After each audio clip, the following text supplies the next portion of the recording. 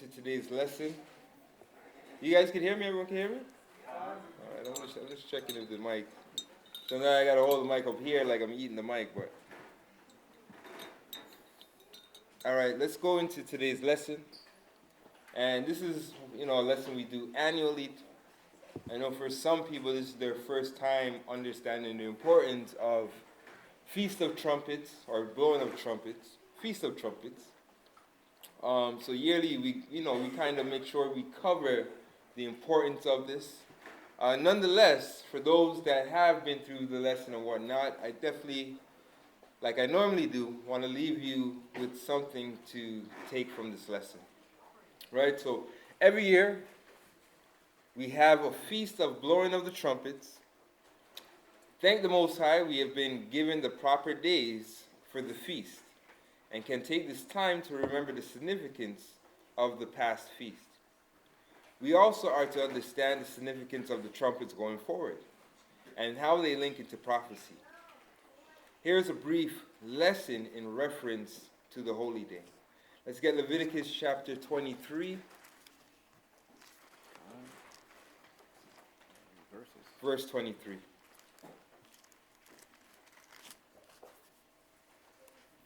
Book of Leviticus, chapter 23 and verse number 23.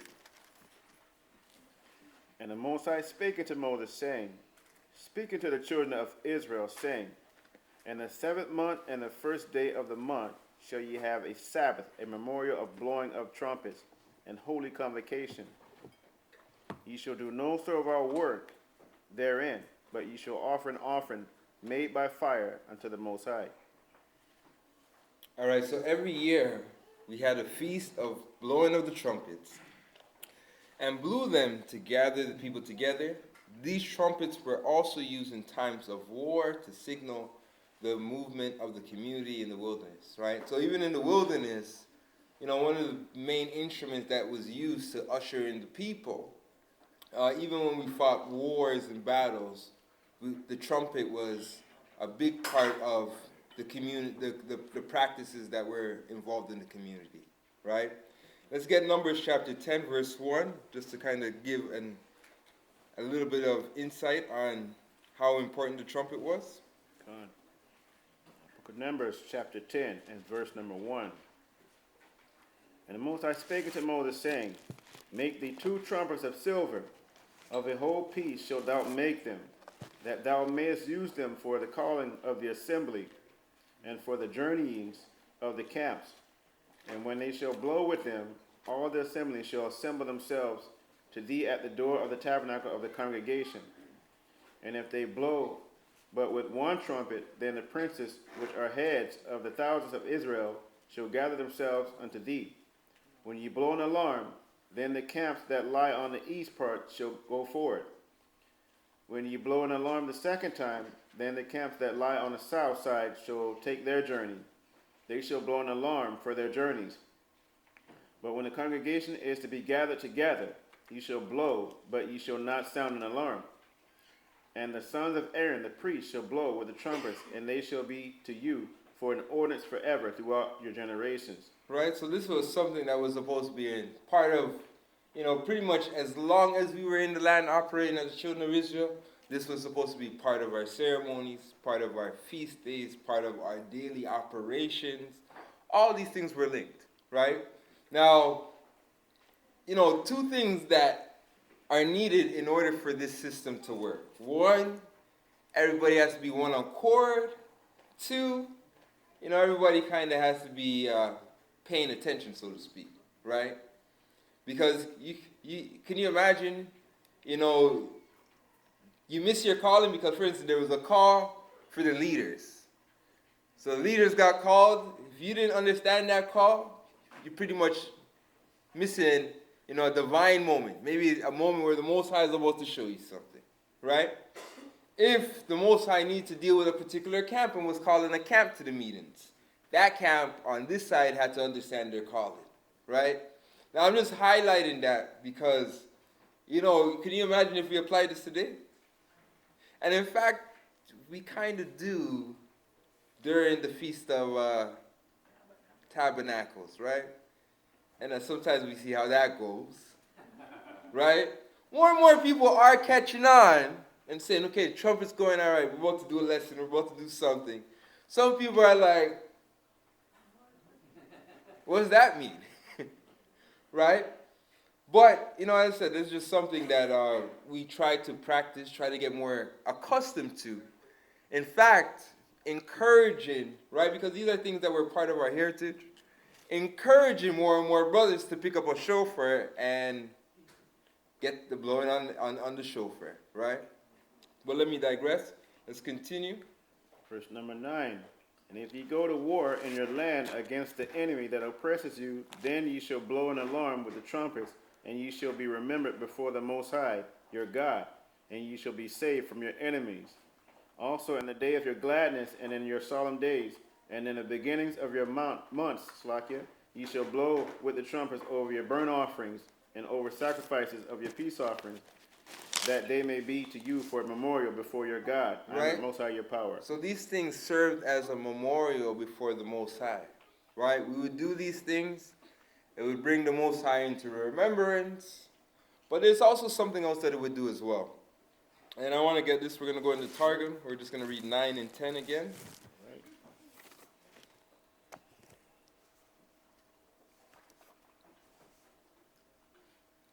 Right. All right. And we're going to Targum, Jonathan, verse number 9.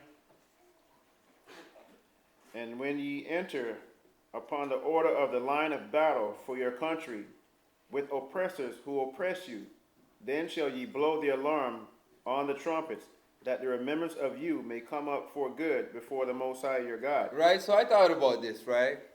And I was like, if the oppressor comes against you, right? What are we commanded to do? Read that again, please. And when you enter upon the order of the line of battle for your country with oppressors who oppress you, then shall ye blow the alarm of the trumpets, that the remembrance of you may come up for good before the Most High your God. Right? So if the enemy was coming to engage us, right? One of the things we were commanded to do was to blow the trumpet before the assembly, before the Most High, and this would come up as a memorial to the Most High. Right? So I thought about that, and I said to myself, God forbid, but at the same time, prophecy does tell us that once again, the enemy is going to look to engage the children of Israel. And I said to myself, this kind of falls into the same scenario where, we might need some shofar players. Just, out of staying aligned with the Most High. Not to say that he can't save us without it. Let me make sure I put that out there. But me, I like to kind of follow stuff as they are. And I say, it'd be nice to have, some brothers that, before the camp, he could get him to blow the shofar before us, right? To kind of confound the enemies, or just to let the Most High know we need his attention, even though I'm pretty sure he knows he knows these things already, right? But continue. That ye may be delivered from your enemies. That ye may be delivered from your enemies. And in the day of your rejoicing, and in your solemnities. Right, so in the day of our rejoicing, in the day of our feast, go on.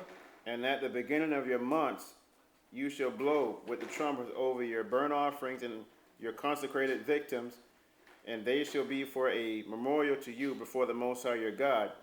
For Satan shall be troubled at the sound of your jubile notes.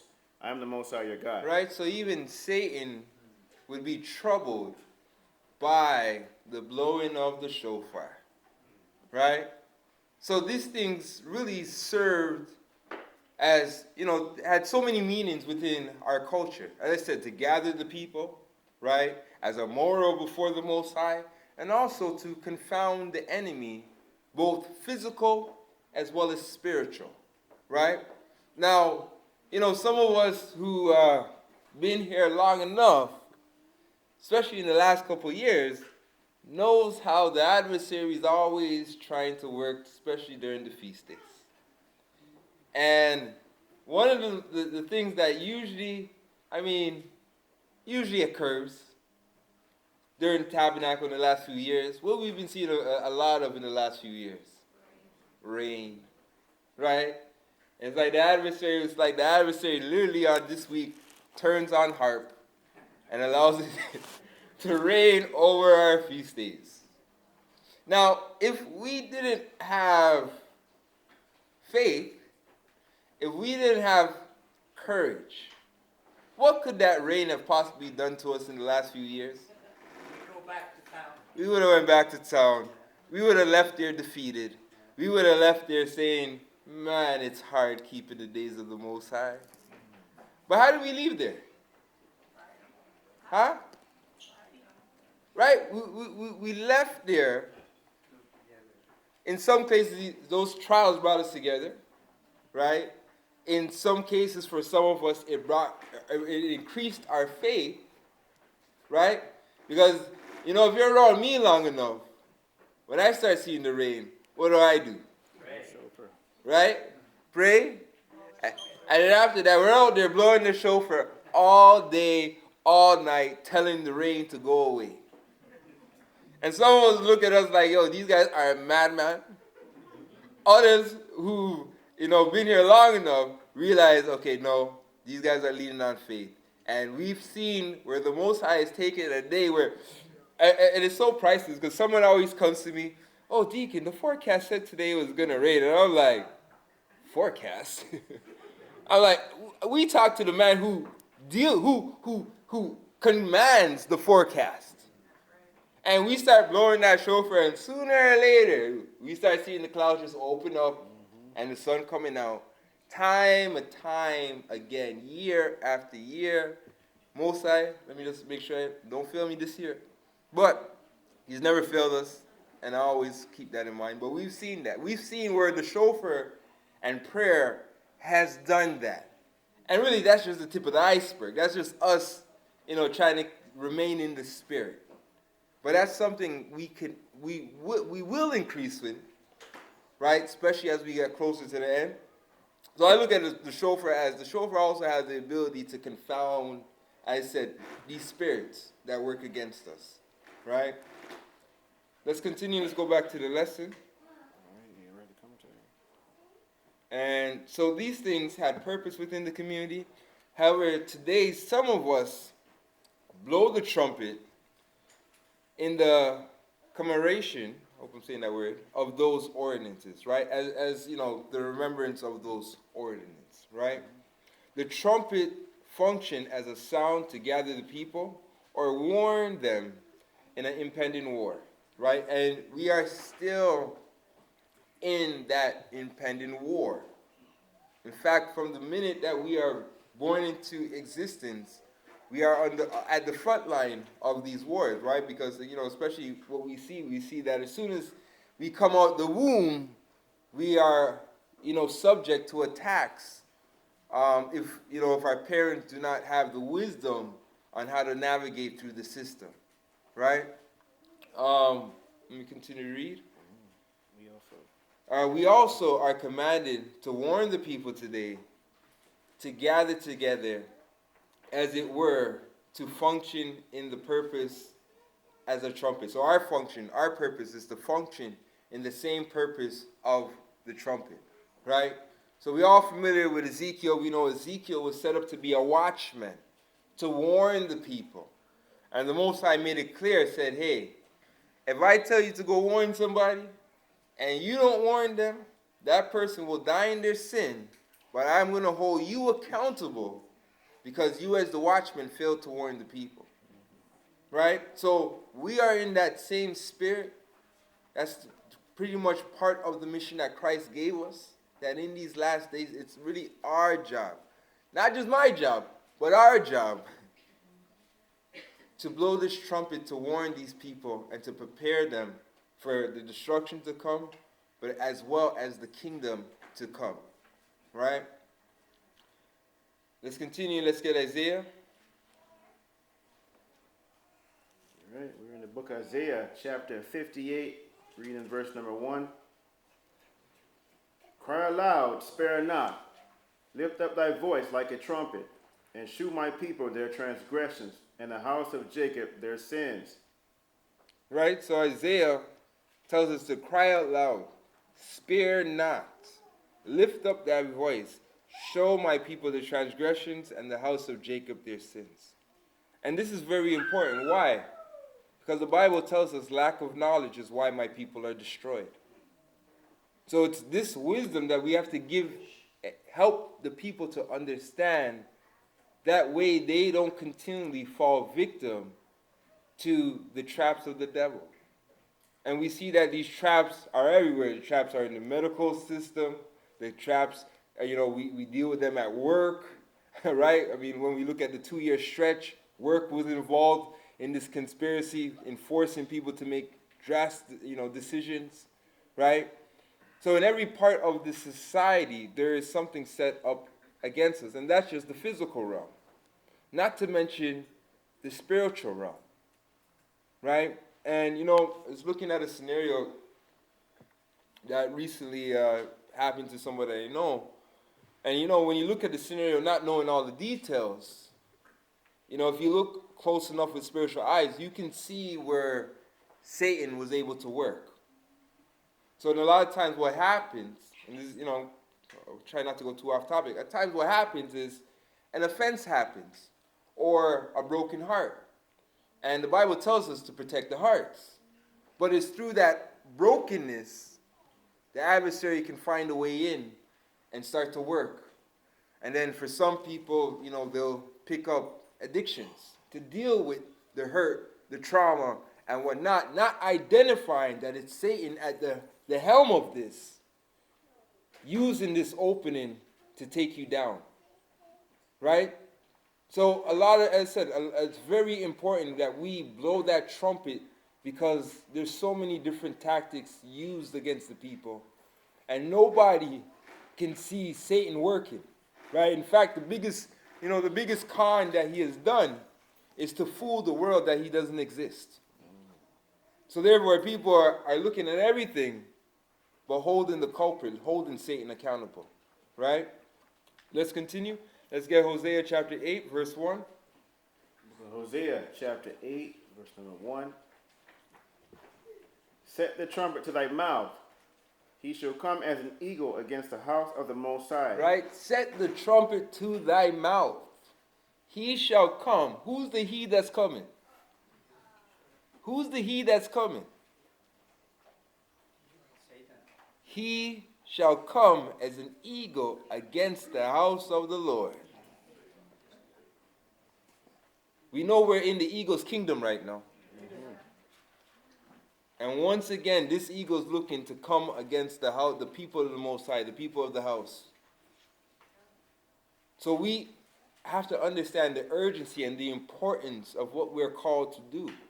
Because without us, without the ministers of the Most High, without people to blow the trumpet, the people don't stand a chance. Let me get one more thing. There's more on that verse. Let's get some more on that verse. Go on. Because they have transgressed my covenant and trespassed against my law. Right? So because we continue to trespass the Most High's covenant, speaking from the respect of a nation, judgment is coming. And judgment usually starts with the house, starts with the children of Israel, and then everybody feels it. Right? So we know the sword or the axe is at the root of the trunk. Maybe not the root, but it's definitely at parts of the tree that are about to get cut off. And if we don't warn the people, then that blood just falls on our hands. Right? But I want to get something else. And this is not in the lesson, but I think it's something that we need to take home. Let's get 1 Corinthians chapter 14.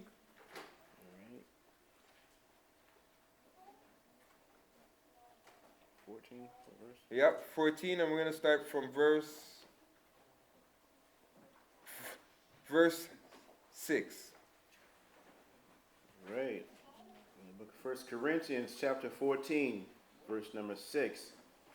Now, brethren, if I come unto you speaking with tongues, that shall I profit you, except I shall speak to you either by revelation, or by knowledge, or by prophesying, or by doctrine. And even things without life giving sound, whether pipe or harp, except they give a distinction in the sounds, how shall it be known what is pipe or harp? Right? So we're sent out to blow the trumpet. But even us blowing the trumpet, we have to give a distinct sound. And this is something that I realized, because think about it. If there's a right way to play a trumpet, there also has to be a wrong way to play a trumpet. And us as the trumpet players, we got to spend more time learning to play this trumpet, learning to bring forth this truth, learning to edify the people. Because if we're not, we are failing the people. If we're not, we're singing and blowing a tune that people cannot understand. Let's continue. For if the trumpet give an uncertain sound, Right? So if it gives an uncertain sound, and sometimes us sharing the gospel where we have those, a lot of times, especially when we first start, we have those uncertain moments. Those moments where we're not as polished yet. And we give an uncertain, we don't sound convincing, we don't sound sure. Go on. who shall prepare himself to the battle? Who's gonna take you serious? Who's gonna listen to what you say? And this is why, as I'm gonna say, being those of a man of the trumpet, a man who carries the instrument. There's just something maybe it's just me. There's something about someone who carries the instruments, and you see how they deal with the instrument, you see how they operate. You enjoy the art of it. You're not looking at him and saying, okay, this guy doesn't know what he's doing. You're looking at it and you see the skill and the dedication. And I'm saying, guys, when it comes to this word that we're supposed to shout like a trumpet, we need to take it serious. We need to get polished. We need to do our jobs to edify the people. Because if we know we're Israelites and we ain't edifying the people, then what are we doing? What seeds are we casting? Right? Think about it. There's only two seeds. Let's continue. Verse number 9. So likewise ye, except ye utter by the tongue words easy to be understood, how shall it be known what is spoken? Right? Words easy to be understood. And a lot of us, we just need to reflect on what won us over.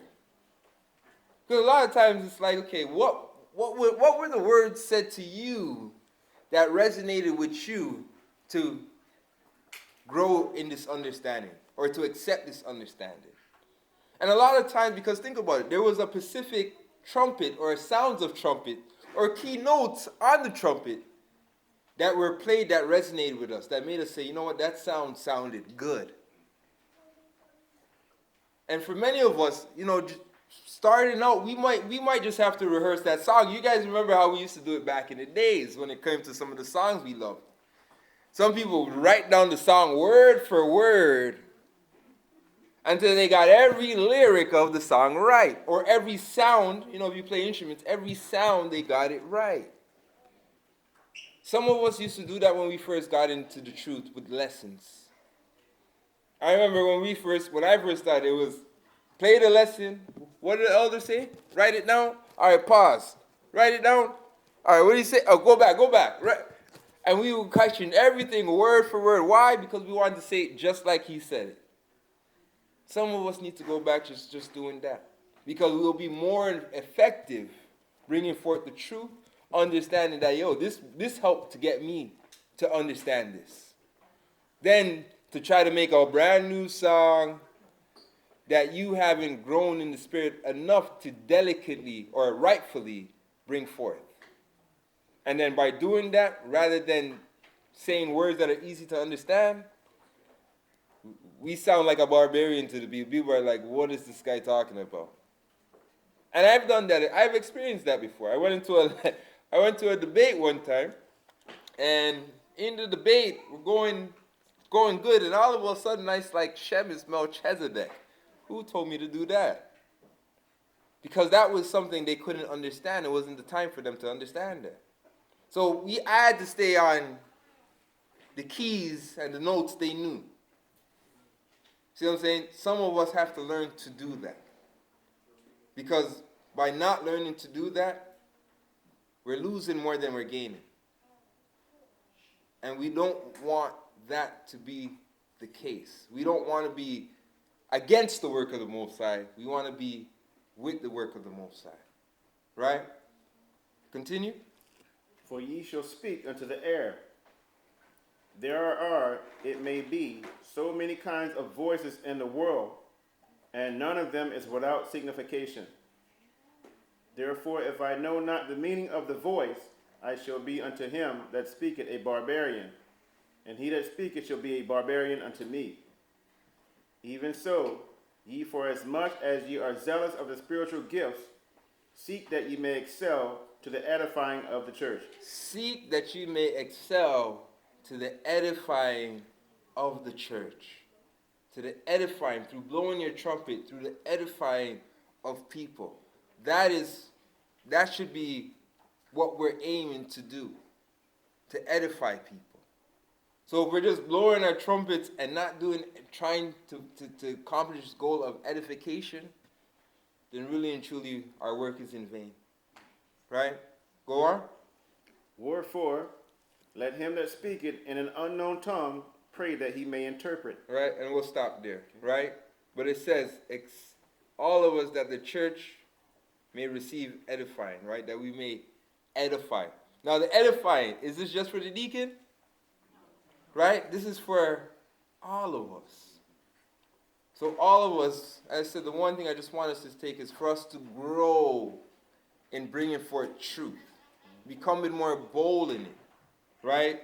Playing what you're comfortable with playing.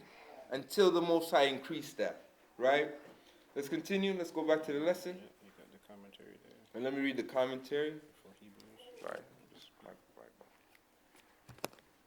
So we are to alert and make a distinct sound in the ears of our people so that they know the way to go.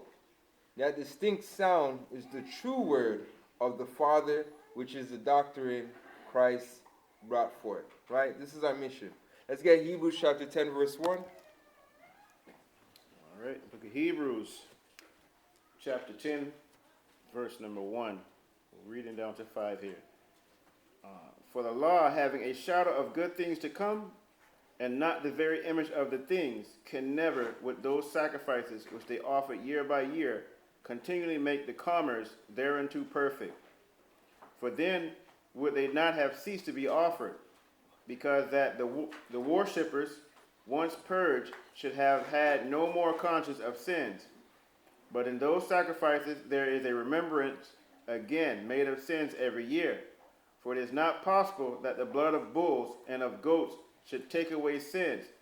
Wherefore, when he cometh into the world, he said, Sacrifice and offerings thou wouldest not, but a body hast thou prepared me. See, and this is what a lot of people fail to understand. But let me read the commentary. I'm going to touch on this, right? So even the law of the sacrifice, offerings, and the trumpets were still foreshadowing a greater event to go down in the earth. The trumpet is being blown so that the people can gather to understand and accept the sacrifice that Christ became for us, all to make it into the kingdom. It also shows that with that sacrifice will come forth the law, just like it came forth from the temple. Let's look at another instance of significance where the horns were being used, right? Now, let me just touch on this. Now, Hebrews touches on the fact that the law was a foreshadow of greater things to come. So we understand that when we were doing Passover, it was never about the lamb. It was about Christ being in that position, being that sacrifice for the nations. Right? When we kept tabernacles, right? We understood that it was a memorial to remember our forefathers coming out of Egypt and dwelling in tabernacles. But we also understand there's coming a time, and it's fastly approaching, where we once again, like the Bible says, in that day, be pilgrims on earth. We understand that there's a journey ahead where once again we will go back and dwelling in tents.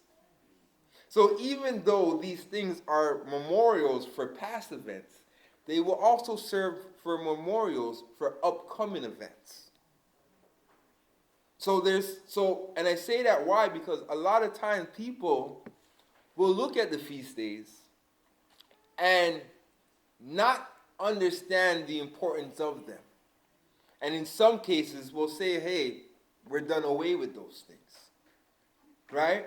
And we know the church teaches that, right? And even when we come into the truth, we fail to understand the importance. We just do it. We don't understand the importance of doing it.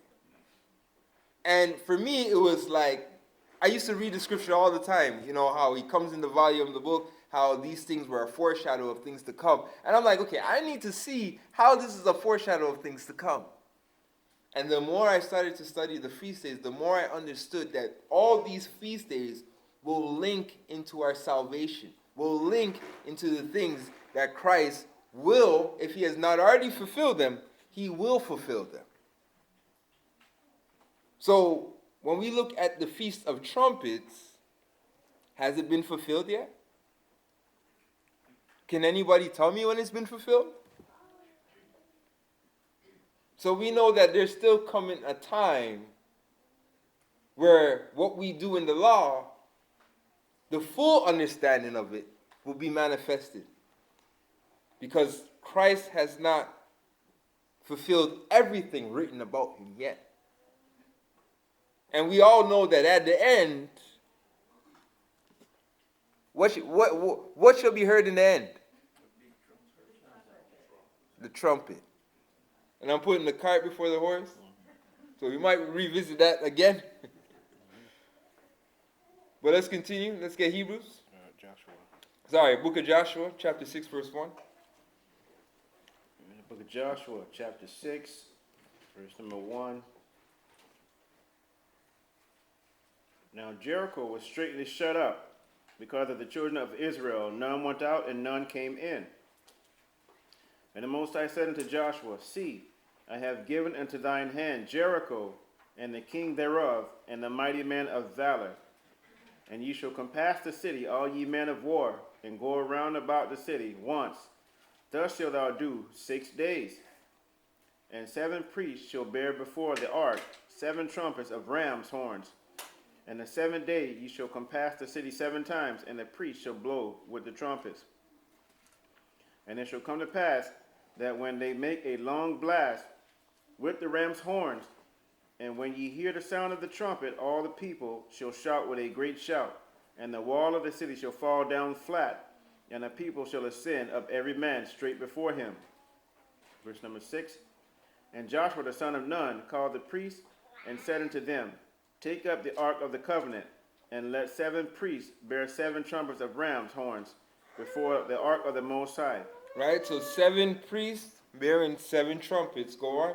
And he said unto the people, Pass on and compass the city, and let him that is armed pass on before the ark of the Most High.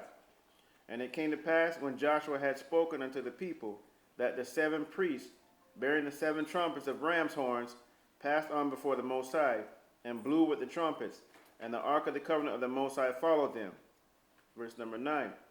And the armed men went before the priests, and blew with the trumpets, and the reward came back after the ark, the priests going on, and blowing with the trumpets.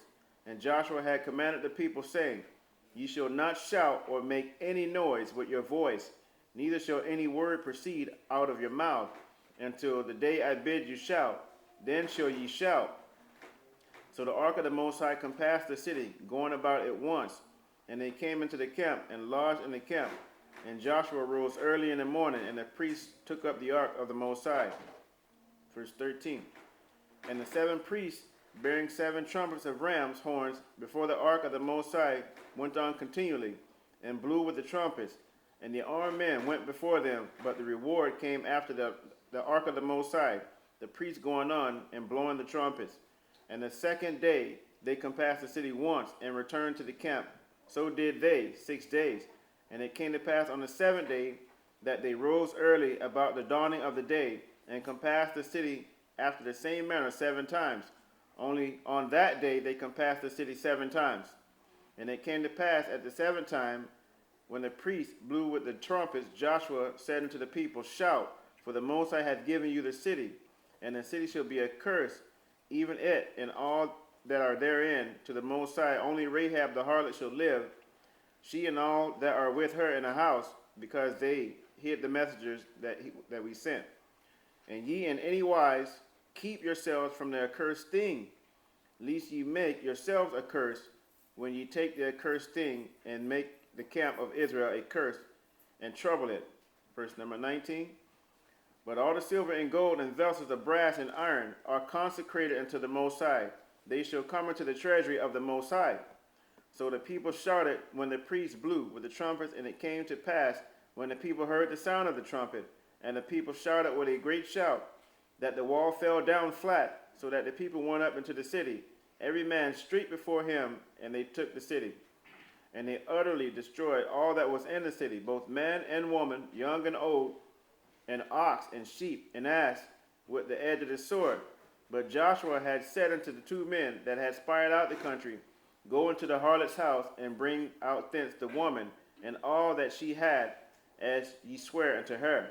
And the young men that were spies went in, and brought out Rahab, and her father, and her mother, and her brethren, and all that she had, and they brought out all her kindred, and left them without the camp of Israel. All right. So this situation is significant in the destruction. In the destruction came at the last of the 7 trumpets. We are to look at the future trumpets, which will and have come to pass as destruction comes upon the earth, right?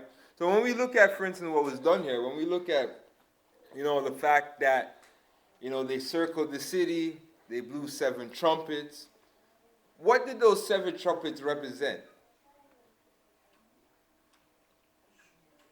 What were they pretty much ushering in?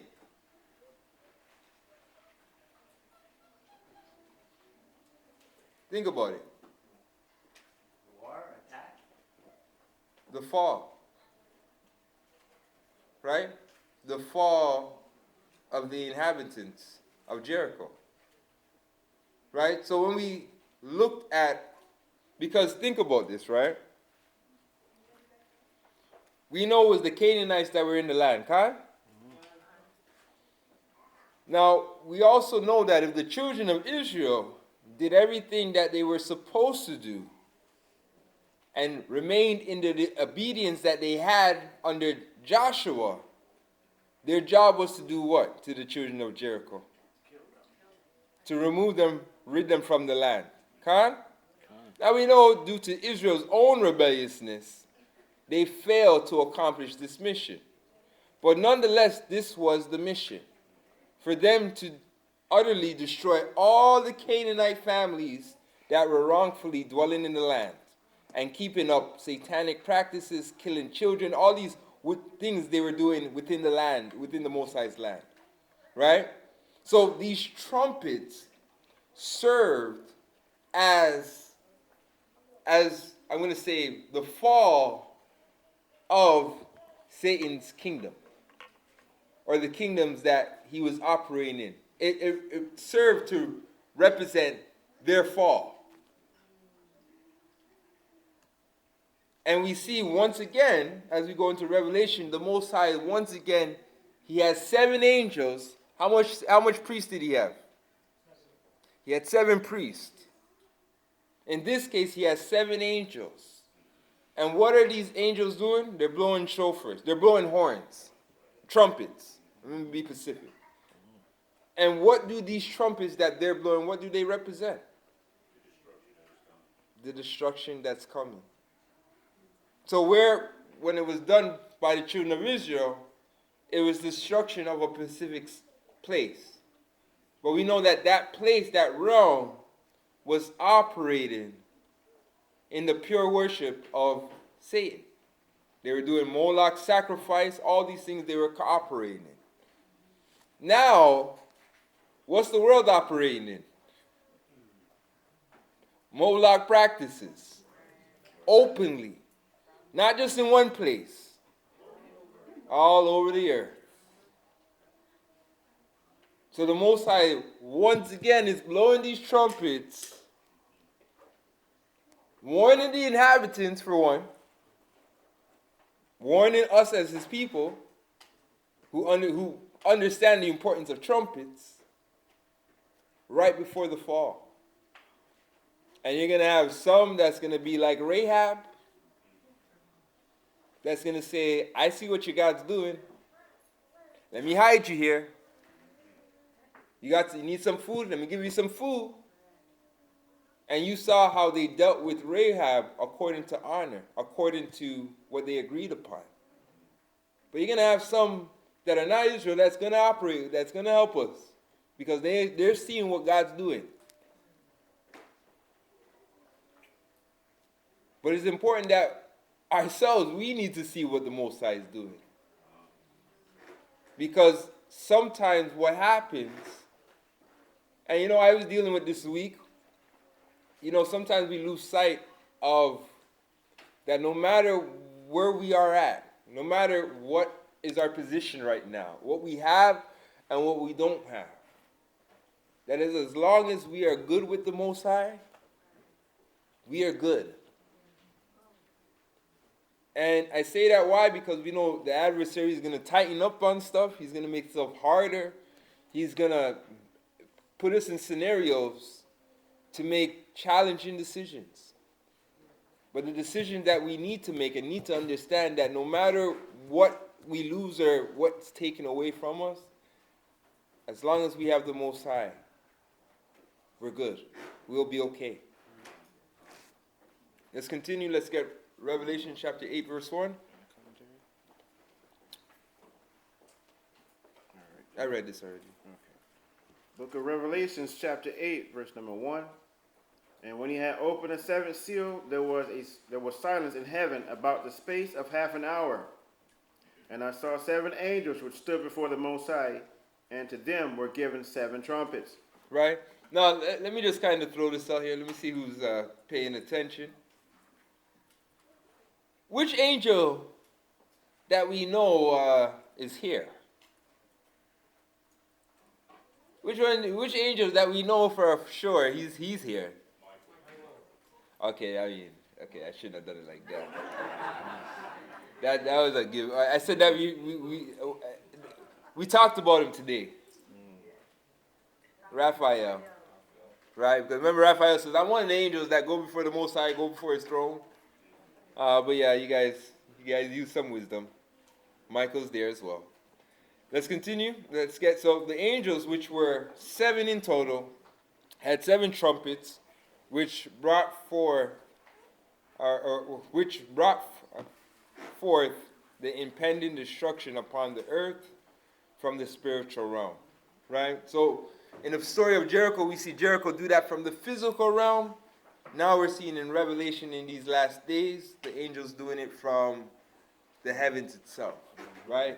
And it goes into that saying, as in heaven, so shall be in the earth, right? But with this final trumpet, this will be the last trumpet. I'm not going to say the last trumpet, but let's start. Let's get Amos chapter 9, verse 8. The book of Amos chapter 9 and verse number 8. Behold, the eyes of the Most High Power are upon the sinful kingdom, and I will destroy it from the face of the earth, saving that I will not utterly destroy the house of Jacob, said the Most High. For lo, I will command, and I will sift the house of Israel among all nations, like as corn is sifted in a sieve. Yet shall not the least grain fall upon the earth. All the sinners of my people shall die by the sword, which say, the evil shall not overtake nor prevent us. Right, so you have the sinful nation that's going to be judged, starting with Babylon. You have those that have followed the practice of the sinful nation. The Bible calls them the children of darkness. They will also be judged. But the people, the Most High's people, who have not hearkened unto his call, has not hearkened unto his warning, they also will be judged as well, right? So being children of Abraham is not good enough. Not going to get us into the kingdom. Or it's not going to protect us from the judgment to come. right? Read for me verse 9 again. Verse number 9. For lo, I will command, and I will sift the house of Israel among all nations, like as corn is sifted in a sieve. Yet shall not the least grain fall upon the earth. Right?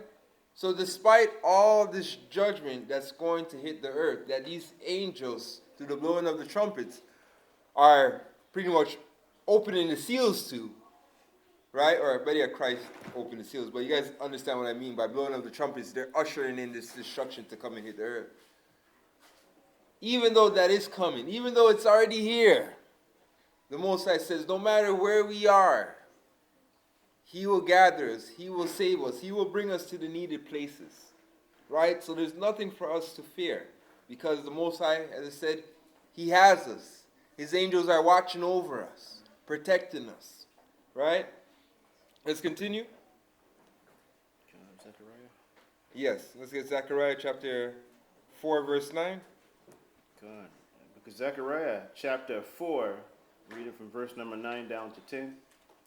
The hands of Zerubbabel have laid the foundation of this house. His hand shall also finish it. And thou shalt know that the Most High of hosts has sent me unto you. For who hath despised the day of small things? For they shall rejoice, and shall see the plummet in the hand of Zerubbabel. With those 7, they are the eyes of the Most High, which run to and fro through the whole earth. Right? So even when Zerubbabel and Nehemiah them were rebuilding the temple and had to deal with all the challenges of restoring the Most High's service, restoring the Most High's worship within the land, right? Because remember, the temple was destroyed and they had the task to rebuild it, dealing with all the hostile forces around them. But yet, you know who was in the mix operating with him? He had these 7 angels, these same 7 archangels, Raphael, Michael, all of them were operating amongst us. And we talked about this last week. Remember last week when we were like, there's more with us than there is with them. And we always got to remember that.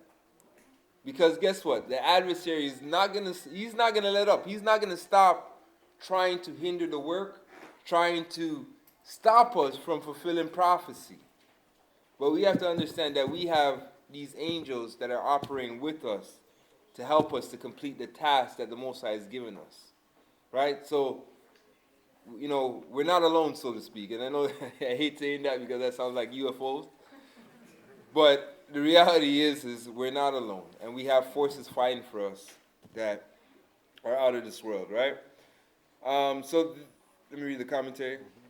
So there are 7 angels which oversee all the situations of man, with several angels under them.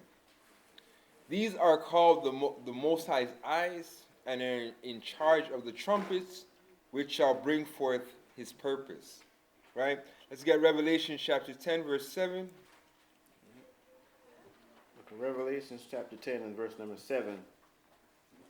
But in the days of the voice of the 7th angel, when he shall begin to sound, the mystery of the Most High should be finished, as he had declared to his servants the prophets. And a voice which I heard from heaven spake it unto me again, and said, Go and take the little book which is open in the hand of the angel which standeth upon the sea and upon the earth. Let's jump to chapter 11, verse 15. Chapter 11, verse 15. And the angel sounded, and there were great voices in heaven saying, The kingdom of the world are become the kingdoms of our Lord and of his Christ, and he shall reign forever and ever.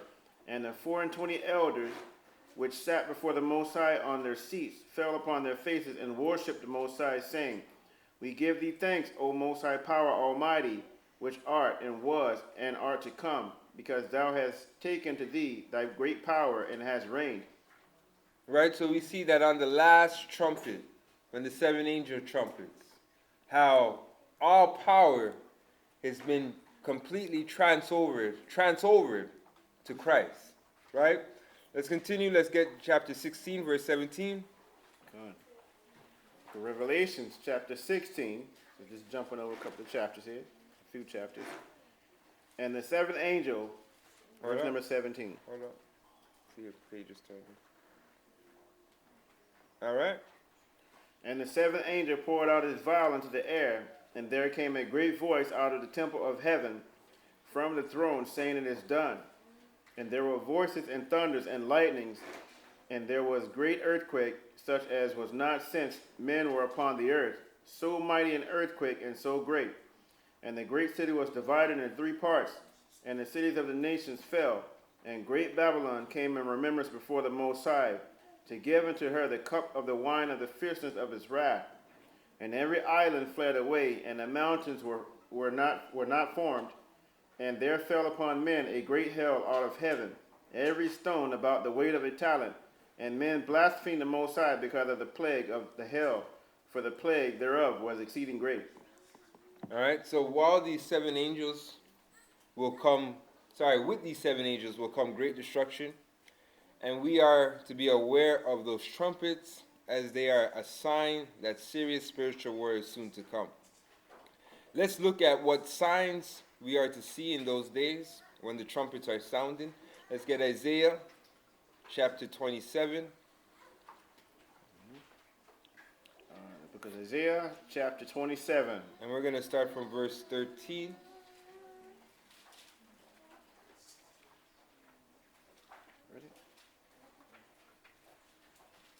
Yeah. Verse number 13. And it shall come to pass in that day that the great trumpets shall be blown, and they shall come which were ready to perish in the land of Assyria, and the outcasts in the land of Egypt, and shall worship the Most High in the holy mount at Jerusalem. All right, so continue. Keep on going. Okay, so no, we can stop there, right? Yeah. And it says, And it shall come to pass in that day that great trumpet shall be blown, and they shall come which were ready to perish in the land of Assyria, and the outcasts in the land of Egypt, and they shall worship the Lord in the holy mount at Jerusalem. So what else is coming with this final trump? Or who else is coming with this final trump? Christ. Right? Christ is coming with this final trump. We know the dead shall rise, right? We know that we shall be joined with him, right? We know that our enemies also will be handled. But let's get some more, and we're going to go to the Apocalypse of Baruch. And let me read this. So with the finalization of these trumpets, there will be a great deliverance on the Most High's people that are left upon the earth after the great destruction to come. Let's get Apocalypse of Baruch. All right. We are in the Apocalypse of Baruch, chapter 27, verse number 1. And he answered and said unto me, Into 12 parts is that time divided, and each one of them is reserved for that which is appointed for it. In the first part there shall be the beginning of commotions, and in the second part there shall be slayings of the great ones, and in the third part the fall of many by death, and in the fourth part the sending of the sword, and in the fifth part So hold on, let's pause here. Now, Second Baruch tells us that in the end times, it's divided into 12 parts. Right? These are some of the signs that we need to be looking and seeing to understand the times that we're in. Let's rewind. Let's go through this a little slow. Con. All right. Baruch 27, verse number 1. And he answered and said unto me, Into 12 parts is that time divided, and each one of them is reserved for what which is appointed for it. Verse number 2. In the first part there shall be the beginning of commotions. Right? Are we seeing more commotions nowadays in the world? Right? Confusion, commotion, people just willing to just go extreme in an instance. Right? We're seeing more contention. I mean, in fact, do you think that's where the entire society is going? You go on YouTube, everybody's arguing on YouTube nowadays. Right? Go on. Verse number 3. And in the second part there shall be slayings of the great ones. Right now, are we seeing who society, and who, I mean, some of us, a lot of us, would deem as people of high esteem in the black community, or in our communities, not just the black community, in the community? I would say yeah. I mean, we're seeing a lot of celebrities dying, right? We're seeing a lot of people of influence dying. So we might not consider them great in the eyes of the Most High, but in the eyes of common people, yeah, in the last few years, we've seen a lot of celebrities or people that were pivotal, part of the community die, right? Even presidents of countries, right? Presidents of countries as well, right? So, we're seeing that if we look close enough. Let's continue. And in the third part, the fall of many by death. Right? Are we seeing death ramp up throughout the earth? Oh, yes. I think so. Right? When we're living in a day and age where they got to make up new terms like sudden death syndrome. Like, oh, that could just hit you suddenly. Like who could prepare for that? You can't prepare for that. It's like, oh, he dropped out. Oh, sudden death got him. Like, so that alone. I mean, think about it. If you didn't have the Most High, right? That alone will cause everybody to kind of be walking on eggshells. Right? That, to me, that's more scary than C-19. Because that at least with that, we're seeing it happen, so to speak. Real time. People just dropping down. Right? Let's continue. And in the fifth part, famine and the withholding of rain. Right? So we're seeing, to some degrees, in places, the withholding of rain. I mean, California in itself, that was a big testimony. Right? And it was crazy because on one hand, they were telling us, yeah, we can make rain. We got heart. We can make all the rain we want. And then on the other hand, you see in places like California and droughts where they can't even water their lawn. Right? So they had the technology. In fact, you had one guy that was making water out of air. And man, they tried to stop him. Right? You can't do that. Go on. And in the sixth part, earthquakes and terrors. Right? Earthquakes, terrors, go on. Wanting. And in the eighth part, a multitude of specters and attacks of Shittim. Right? So we're seeing a more heightened time where spiritual attacks are more prominent. In fact, we're seeing, because in some cases it's, society identifies it as, mental health. We understand for what it is. In another realm of it that people are kind of ignorant of is the fact that, in certain opioids, I hope I'm saying it, the opioids, thank you. Opioids. Thank you. Opioids, yeah, I said my own term. Right? Opioids, we're seeing where a lot of people are being spiritually opened up, which is leading to spiritual attacks, right? In fact, it's gotten so bad that they name drugs zombie drugs now, because people are literally walking down the street and they look possessed. They are possessed, right? So we're seeing more and more where that's being normalized, right? It's being promoted in some cases, right? Keep on going. Right. And in the ninth part, the fall of fire. Right? The fall of fire. Anybody seen the fall of fire? Right? I mean, we start to have to start questioning some of these forest fires now. Because you're realizing, they're popping up like every week. Forest here, fire here, fire here, fire here. And it's not just happening in North America, it's happening all throughout the world. As looking at a map, there was a map that was showing you, look at Africa, you're like, hold on, are they safe over there? Right?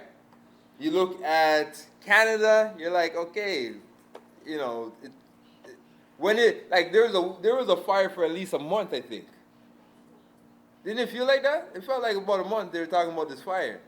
And yet us in Toronto, we never, we probably looked at it and saw a little fogginess, but we didn't really experience it compared to some that were living more closer to those areas that were affected, like Quebec and those areas as well, right? But we're seeing it, right? And if it's not that, then you know what? Their chemical spills are happening. That's a new one now, right? You guys saw the last one that happened, Anybody saw the last one? So you guys, well, there was a chemical spill that is affecting the Humber River as we speak. Right? That happened 5 minutes away from my workplace. I went to work that day. I actually saw the place burning down.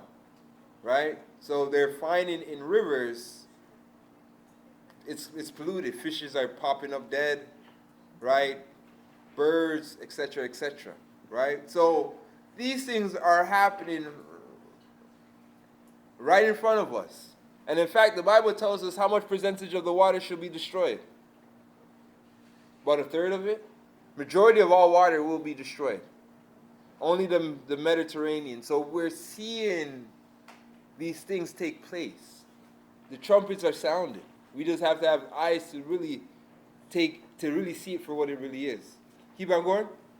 And in the 10th part, rapine and much oppression. Right, go on. And in the 11th part, wickedness and unchastity. Go on. And Wickedness and unchastity. Unchastity is I was talking to somebody, and I'm saying chastity is a lost art nowadays, Con? Right? How much people is like, I want to show my chastity. It's not really something that's, I'm going to say, promoted well in the earth. In fact, people are saying, let me show less of that. Let me not be modest anymore, right? Let's show more and let's put it all out there for the world to accept me as I am, right?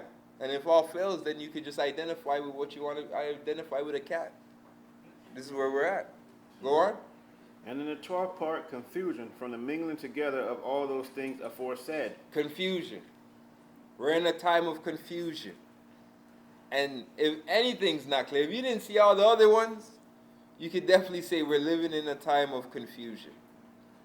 A time where the little things we didn't have to question, we are now questioning. In fact, even when it comes to filling out a form now, or you dealing with somebody at work now, you got to question what you can say and what you can't say because it can get so tricky. I got to call them now. Some of you guys dealing with that? Right, I got to call them, refer to people as them because I can no longer say he or she. Confusion. This is the time that we're in. Right? Go on. For these parts of that time are reserved and shall be mingled one with another and minister one to another. For some shall leave out some of their own and receive in its stead from others, and some shall complete their own and that of others, so that those may not understand who are upon the earth in those days, that this is the consummation of the times. All right, that we are heading into the end of days, the end of times. Keep on going. Nevertheless, whosoever understand this shall be wise. Right, but whoever understands this, whoever is hearing these trumpets being blown, seeing these signs for what they were, they will be wise. Right? So these are the real trumpets, and they're signs to look for, as the wise will see them and prepare themselves.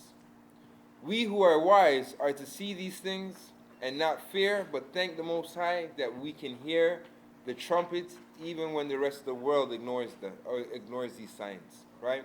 Let's get Matthew chapter 24, verse 4. Matthew chapter 24, verse number 4.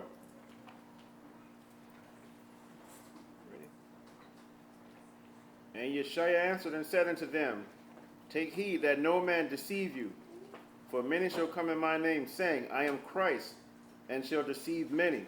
And ye shall hear of wars and rumors of wars. See that ye be not troubled, for all these things must come to pass, but the end is not yet. Right? So we seeing the wars, we're hearing even the rumors of wars, right? Especially when we're looking at what's the current situation that's going on. Some degree, there's some truth to it, and some degree, there's some rumors to it, right? Because, you look at some of the photos, you see people still on ski resorts, you see people still living their life as is. So, I'm going to say there's something going on, there's some truth to it, but there's also some rumors floating around as well. But, we're seeing these things. That's my main point that I'm making up, that I'm trying to hit. Go on. For nation shall rise against nation, and kingdom against kingdom, and there shall be famines, and pestilence, and earthquakes in divers places. All these are the beginning of sorrows. Then shall they deliver you up to be afflicted, and shall kill you, and ye shall be hated of all nations for my name's sake. And then shall many be offended, and shall betray one another, and shall hate one another. And many false prophets shall rise, and shall deceive many. And because iniquity shall abound, the love of many shall wax cold. Right? Now, are we fully here yet? No. But are we fastly approaching here? Yes. Right? Now, there was a few news articles going about where they were calling for World War III. They were saying World War III, it's not a matter of question of if, but a matter of when. So they understand, even when you look at the Albert Pike plan, part of the plan is to have this final world war. So we understand that this is going to happen, right? We also understand that even though war is going to hit everybody, this society is going to focus on a select few, right? And we talked about it last week. In those days, they shall be like madmen, resurrected on all those who fear the Most High. So at the end of it, even though society itself is going to feel judgment, is going to feel the birth pains, everything that Satan is going to do, his prime focus are those who fear the Most High, that have keep the commandments and have the testimony of Christ. So we have to understand that in the end of the day, even though everybody's going to feel this, he's coming after those who can see, right? Those who've heard the trumpet. Those that can not only heard the trumpet, but can also be used to continue to blow the trumpet. And that's what they feared with a lot of the prophets. They say, okay, you know what, we're going to lock you up. By the time they lock up the prophet, the whole prison is converted. So they say, okay, hear what, John, we're going to put you on the island by yourself. Because we're the biggest threat to this construct, those who can see. Because not only can we not be deceived, but we can also help those who were deceived from being deceived. So for us, for Satan, we're the biggest threat. Go on. Verse number 13. But he that shall endure unto the end, the same shall be saved. And this gospel of the kingdom shall be preached in all the world for a witness unto all nations. So go on. And then shall the end come. So hold on. In order for the end to come, because some of us are saying, Deacon, I'm tired. We want the promises to be restored now, right? Even Peter said to Christ, will you restore the kingdom at this time? And Christ is looking at him, Peter, that not even I know that. Only my Father in heaven knows that. But some of us want it to happen. But in order for this kingdom to be brought forth, read it again. What must we do? And this gospel of the kingdom shall be preached in all the world for a witness unto it shall all be what? nations. Preached to all the world. So you guys want the kingdom? You guys want it now? Guess what? It goes back to blowing that trumpet, preaching that word, so that everybody can hear it, have the opportunity to receive it or reject it. But this gospel has to go throughout the four corners of the earth. So it goes back to us doing our part to make that happen. So we have a responsibility. And it goes back to learning how to pray that trumpet. Learning how to share the gospel. Right? Growing in that. In fact, some of us, we just need to go back to the basics and just say, here what? I need to find some of those old lessons and go back and write them. I need to go back in the academy and just write those down and remember the academy stuff. And that's what that's my foundation.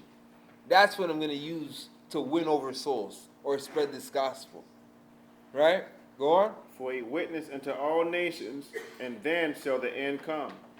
When ye therefore shall see the abomination of desolation spoken of by Daniel the prophet, stand in the holy place, whoso readeth, let him understand. Then let them which be in Judea flee into the mountains. Let them which is on the housetop not come down to take anything out of his house. Neither let him which is in the field return back to take his clothes. And woe unto them that are with child, and to them that give suck in those days. But pray ye that your flight be not in the winter, neither on the Sabbath day. For then shall be great tribulations, such as was not since the beginning of the world to this time, no, nor ever shall be. Right? Now, how do we know that this will happen again? Right? So we understood through history, something of this nature did happen in 70 AD. But the fact that Christ says nothing like this has ever happened or will happen again makes us understand that we still have to go through this. Right? This is still something that has to happen. Go on. And except those days should be shortened. And except those days will be shortened. And I've been stressing this. You guys feeling the days getting shorter? Right? Now, some of us will try to play it off. Oh, I'm getting older. And because I'm getting older, time is just flying. You're in denial. Christ made it clear. He would shorten the days for the elect's sake. Because if he didn't shorten the days, we wouldn't stand a chance with what Satan has planned. Right?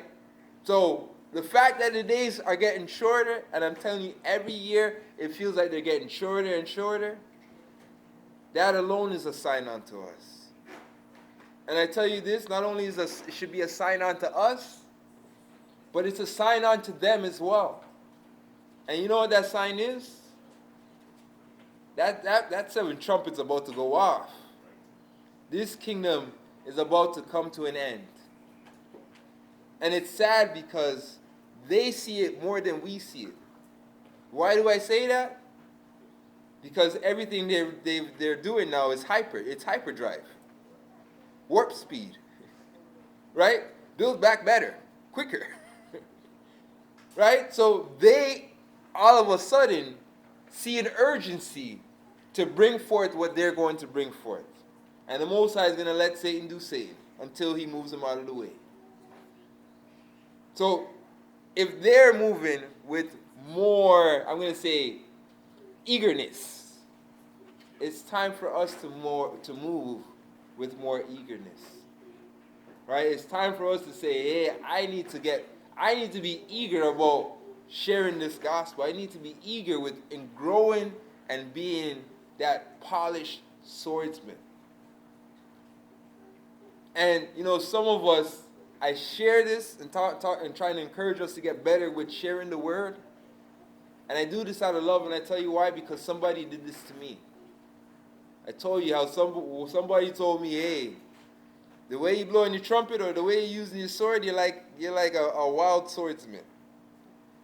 And I needed that in order to, I didn't take it as in he hurt my feelings. I took it as in, let me get better then. Let me go back and train. Right? Let's continue.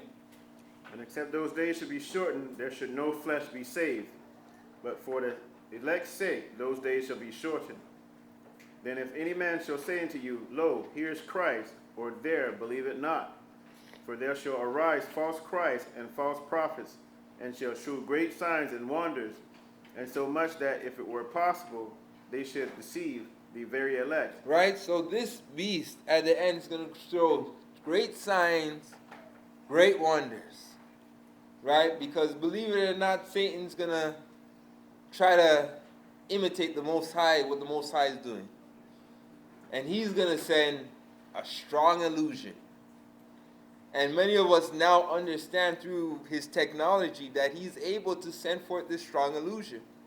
I mean, think about it. We read in Tobit where Tobias was watching this angel eat. And the angel was like, I just made you see a vision. And we understand that Satan, being, the prince of the air, being, the architect behind Hollywood, he definitely knows himself how to bring forth a presentation or a show. And through that show, using that technology, many people are going to be deceived, thinking Christ came, thinking People got raptured, thinking aliens are now coming. He has a show for anybody. Whatever you're into, he has a show to deceive you. And many are going to fall for it. Right? Go on. Behold, I have told you before. Wherefore, if they shall say unto you, behold, he is in the desert, go Right? not forth. I saw Christ in the desert. There was a vision of Christ in the desert. And you know how some of the children of Israel do. I'm going to say precisely the northern kingdom. Because you see what they do when they find a statue of Mary crying. That becomes a holy shrine. So what happens when this mass solution comes and says, hey, we saw Christ in the desert? You're going to have people going out of their mind to go meet him. Go on. Wherefore, if they shall say unto you, behold, he is in the desert, go not forth. Behold, he is in the secret chambers, believe it not. For as the lightning cometh out of the east, and shineth even unto the west, so shall also the coming of the Son of Man be. Right? So when Christ returns, everybody will know it. It won't be secluded to one location. The whole world is going to know him. Because all the angels, all the lights, they will reduce their lights in order to make Christ's light. He'll be the light shining at that time. Go on. For whatsoever the carcass is, there will the eagles be gathered together. Immediately after the tribulation of those days shall the sun be darkened, and the moon shall not give her light, and the stars shall fall from heaven, and the powers of heaven shall be shaken. And then shall appear the Son of Man in heaven, and then shall all the tribes of the earth mourn, and they shall see the Son of Man coming in the clouds of heaven with power and great glory. And he shall send his angels with great sound of a trumpet, and they shall gather together his elect from the four winds, from one end of the earth, from one end of heaven to the other. Right? So when Christ comes, everybody will know, and then the gathering will really start to happen. Right? Now it's crazy because when you're reading this, it first warns you about the deception. It tells you, if they say he's over here, don't go. If you say he's over there, don't go. But then it finishes off and says, where the carcasses are. Read that part again. For whatsoever the carcass is, there will the eagles be gathered together. Right, and it makes you think. Why would... Because, okay, for instance, we know what the eagles do, right? Eagles, it said? That's what the bird? Con. We know what they do. What do they do? What kind of birds are they? Scavenger birds. So, why would they be there? A lot of dead people. So, one of the things, and I never looked at it in the past, but I'm looking at it now, is that these places that people are going that are being deceived to, Christ is here, and they go there, what happens when they realize Christ wasn't there? Right? Who will be there? The one who called them. The one that called them. And in some cases, you start to think whether or not it'll be military. Because guess what? These people can't go back. If they go back, they'll warn the people that it was a lie. So it makes you think that this deception, we can understand it comes with a price. We know that. But Christ is telling us that price is coming much sooner than later. You being there can put you in jeopardy of being part of those who fell, who will become bird food for the vultures or for the birds of prey. Right? So it's very important that we don't fall for this deception that's about to hit the world. Right? Continue. Sit on that and got the commentary. All right, let me read the commentary. So the signs are clear, and we are in those days that Christ spoke of, and that gathering of the elect which shall undergo a great change. Let's get Psalms 81, verse 1. Book of Psalms, chapter 81, verse number 1. Hold on.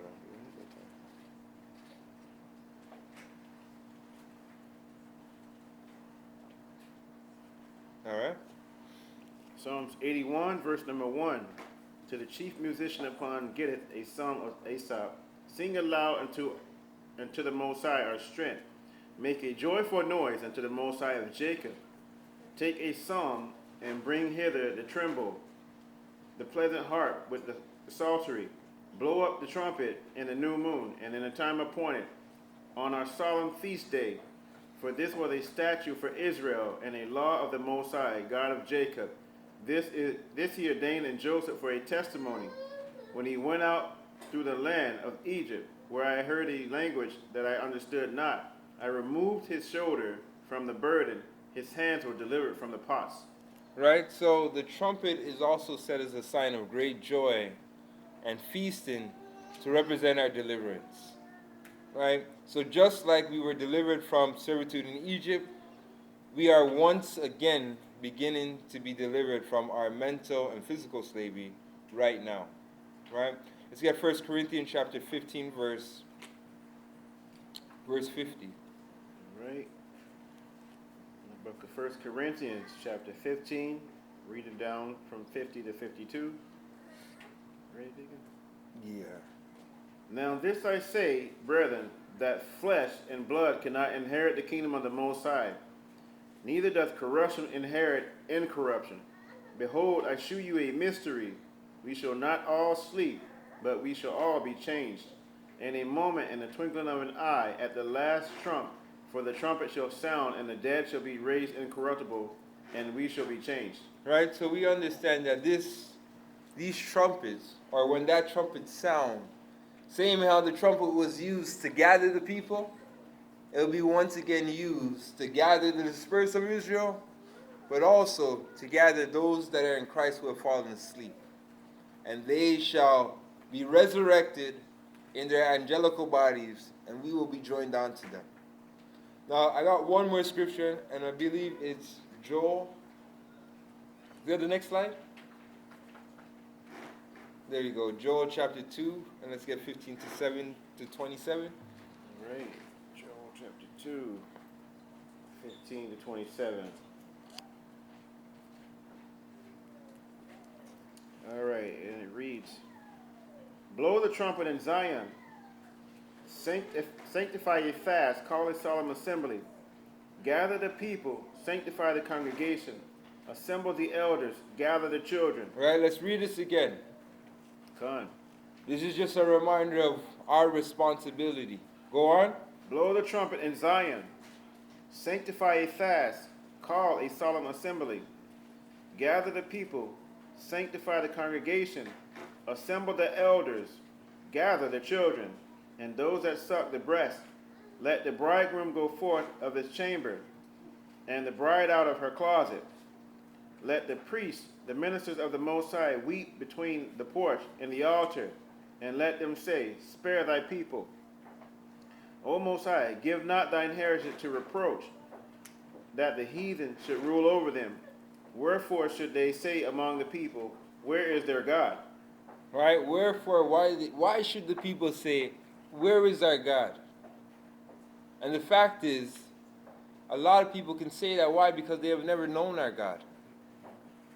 Right? The book of Isaiah tells us that even the what knows her master? The ox. The ox. Even the ox knows our master.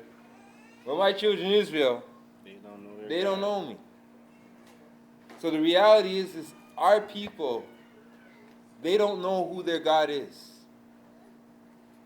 And, the Bible tells us, the name of the Most High shall save. But who shall call upon the name they have not heard? How could they call upon a God they have not seen or not known? I'm misparaphrasing it. But the point that I'm driving home is they cannot call on Ahia if they have never heard of Ahia. They cannot call on Yeshua if they have never heard of Yeshua. And the Bible tells us that there's only one name under heaven that shall be able to save. Not names, but if people have never heard the name, they don't stand a chance. So let us go on and let's proclaim what the Most High has done for us. Let's proclaim His name. Let's bring forth understanding. And let's blow these trumpets in the last day. Let's blow it like we never blown it before, while we still have time to blow it. So pray that the Most High finds you worthy to see those days and hear those trumpets clearly and endure. With that being said, happy feast of blown trumpets. Shabbat shalom, family.